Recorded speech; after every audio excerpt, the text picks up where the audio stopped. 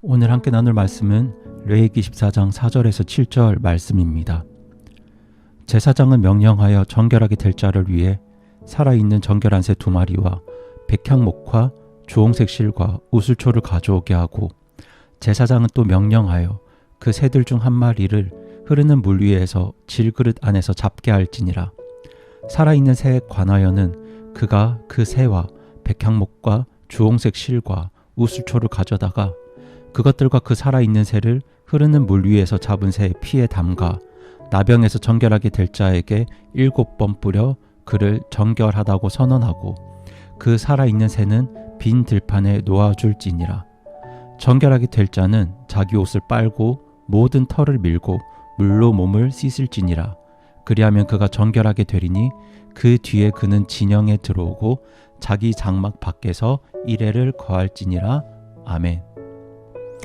저는 지난주에 이어 오늘 악성 피부병 정결 의식에 대한 2번째 말씀을 나누려고 합니다.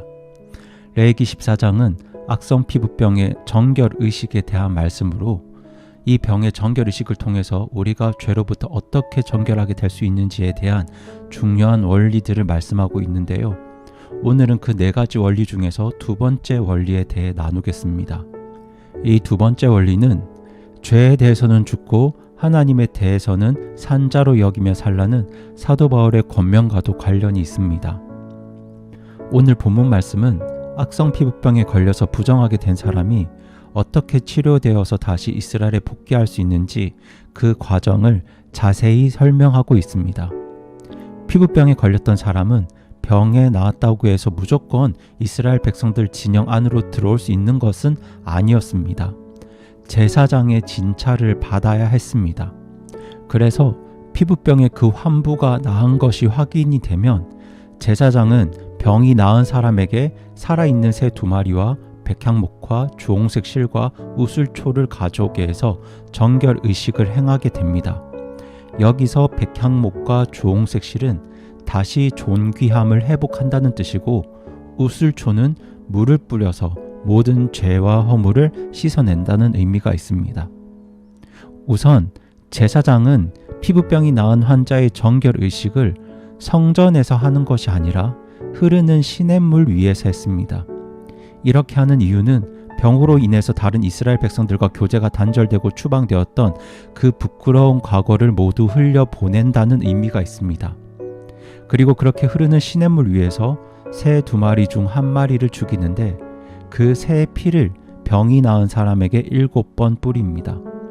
이것은 정결한 새의 죽음과 피를 통해 환자의 모든 부정이 깨끗하게 되었음을 의미합니다. 그리고 죽이지 않은 다른 1마리의 새는 풀어주게 되는데, 이것은 환자가 이 병으로 인한 모든 속박에서 풀려났다는 걸 의미합니다.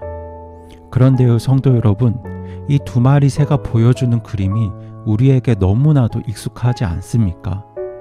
정결한 새의 피를 통해 부정했던 환자가 정결하게 되는 것, 그리고 잡혀서 속박되었던 새가 다시 풀려나서 자유롭게 되는 그 모습은 예수 그리스도의 삶과 사역의 의미를 너무나도 생생하게 증언하고 있습니다.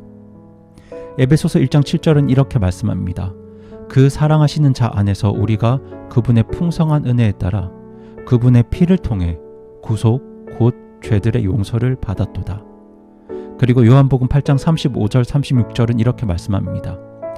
종은 영원히 집에 거하지 못하되 아들은 항상 거하나니 그러므로 아들이 너희를 자유롭게 하면 너희가 참으로 자유롭게 되리라. 아멘. 이처럼 이 2마리 새는 예수 그리스도의 삶과 사역을 너무나도 생생하게 보여주고 있는데요.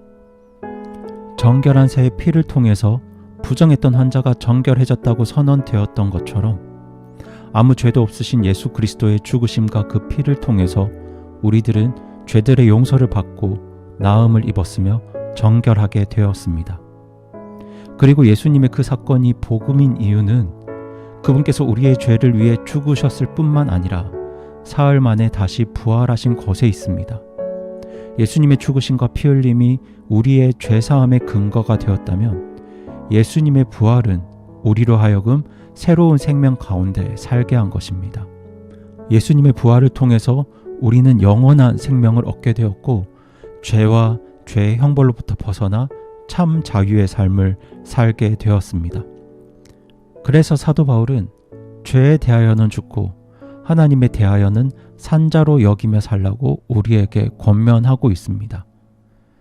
사탄이 그 공중의 권세를 잡고 있는 이 세상은 지난날 거짓말로 우리를 유혹했습니다.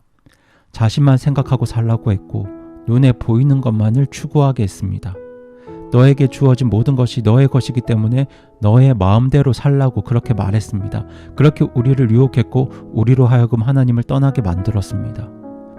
그렇게 우리는 하나님의 사랑도 알지 못한 채, 하나님의 마음도 알지 못한 채 하나님을 무시하고 거절하며 내 마음대로 살았습니다. 그리고 그러한 죄는 결국 우리를 속박했습니다. 하나님과의 관계를 단절시켰고 사람들 사이의 관계도 파괴했습니다. 죄의 유혹을 따르면 행복하게 살 수 있을 것 같았지만 결국 죄는 그렇게 우리의 삶을 파괴했고 모든 관계로부터 우리를 격리시켰습니다. 그리고 그 죄는 결국 우리를 영원한 심판과 형벌로 이끌 것입니다. 하지만 예수 그리스도의 죽으심과 부활을 통해 우리는 나음을 입었고 죄의 속박에서 벗어나 자유하게 되었습니다. 이처럼 놀라운 은혜를 믿고 경험한 구원받은 성도들이 다시 그 지난 날에 죄를 추구하는 삶을 살 수 있을까요? 우리의 삶을 속박하고 파괴했던 지난 날의 삶으로 다시 돌아가야 할 이유가 있을까요? 구속의 은혜를 믿고 경험한 성도들은 다시 지난 날로 돌아갈 이유가 없습니다. 예수님께서 모든 사람들의 죄를 지고 십자가 위에서 죽으셨던 것처럼 죄가 무엇인지 아는 성도들은 죄에 대해서 죽는 삶을 살아야 합니다. 만약 구원받고 난 이후에도 다시 지난 날의 삶을 그리워한다면 그것은 마치 피부병으로부터 나음을 입었던 사람이 다시 피부병에 걸렸던 그 지난 날 환자의 삶을 그리워하는 것과 같습니다. 피부병으로부터 나음을 입은 환자는 다시는 그 병에 걸리지 않기 위해서 매일 손발을 씻고 집안을 깨끗하게 정돈하며 피부병에 대하여는 죽은 삶을 살려고 노력할 것입니다. 그것이 바로 예수님의 보혈로 나음을 입은 구원받은 성도들의 삶입니다. 그리고 바울은 하나님에 대하여는 산자로 여기며 살라고 말씀하죠. 우리는 지난날 하나님에 대하여 죽은 자들이었습니다. 죄로 인해 하나님과 격리되었고 하나님 앞에 나아갈 수도 없는 존재였습니다. 하나님과의 관계에 있어서 어떤 자유도 없었습니다. 하지만 우리는 예수님을 통해 자유하게 되었습니다. 하나님의 아들이신 예수님을 통해서 우리도 하나님의 자녀가 되었습니다. 우리에게는 하나님과의 관계에 있어서도 자유가 주어졌습니다. 아들이 아버지에게 마음껏 나아가서 대화도 하고 필요한 것을 요청할 수도 있는 것처럼 우리에게도 하나님 앞에 아들로서의 자유가 주어졌습니다. 그런데 생각보다 많은 그리스도인들이 그 자유를 누리지 못하고 살아갑니다. 구원받기 전 하나님과 격리된 채 살아갔던 그 모습 그대로 살아갑니다. 저는 그 이유가 크게 두 가지라고 생각합니다. 하나는 하나님이 실제로 나의 아버지라는 느낌과 확신이 아직은 희미하거나 구체적이지 않아서일 수도 있습니다. 그리고 아마도 다른 이유 하나는 삶 가운데 지은 죄 때문입니다. 그 죄로 인해서 하나님 앞에 나아가는 것이 불편할 수도 있습니다. 하지만 우리는 나 자신이 하나님의 자녀라는 사실을 절대로 잊어서는 안 됩니다. 우리에게는 아들로서의 자유가 주어졌습니다. 하나님은 오늘 우리가 하나님이 나의 아버지라는 확신을 가지고 하나님께 나아오길 원하십니다. 우리와 교제하길 원하십니다. 우리가 아버지 앞에서 마음을 쏟아놓으며 하나님 아버지를 더 의지하길 원하십니다. 심지어 우리가 죄를 지었을 때도 하나님은 우리가 하나님 아버지 앞에 나아오길 원하십니다. 그것이 바로 우리에게 주어진 자유 중에서도 최고의 자유입니다. 하나님께서 우리의 아버지시기 때문에, 나의 아버지시기 때문에 우리가 하나님 앞에 나아가기만 하면 우리는 얼마든지 회복될 수 있고 다시 세워질 수 있고 정결하게 될 수 있습니다. 과거에 우리는 하나님과 격리된 채 살았지만 지금 우리는 전혀 그렇게 살 필요가 없는 것입니다. 사랑하는 성도 여러분, 여러분을 사랑하는 마음을 가지고 진심으로 권면드립니다. 우리 인생에 얼마나 공고한 날들이 많은지 모릅니다. 모든 것이 불안합니다. 내가 가고 있는 길에 대한 확신도 없습니다. 교회에 오면 믿음이 생기다가도 다시 세상으로 나가면 세상의 수많은 것들이 나의 믿음을 흔들고 유혹합니다. 그럴 때마다 우리는 나 자신의 못나고 연약한 모습에 좌절하고 실망합니다. 그런데 그러한 순간 우리는 하나님께 나아가기보다 자기만의 동굴에 갇혀서 자기 연민에만 빠져 있을 때가 얼마나 많은지 모릅니다. 하지만 성도 여러분, 여러분들에게 구원받은 확신이 있다면 절대로 그렇게 살지 마시기 바랍니다. 하나님께 나아가십시오. 내 모습이 못나 보이더라도 그 모습 그대로 하나님 앞에 나아가서 하나님께 나의 마음과 나의 삶을 쏟아 놓으십시오. 그리고 하나님의 말씀을 들으십시오. 하나님께서 말씀하실 때 하나님의 선하심을 믿고 그 말씀에 순종하십시오. 그러면 여러분, 하나님은 분명히 여러분을 다시 일으켜 주시고 정결하게 하시고 확신을 주시고 힘을 주실 것입니다.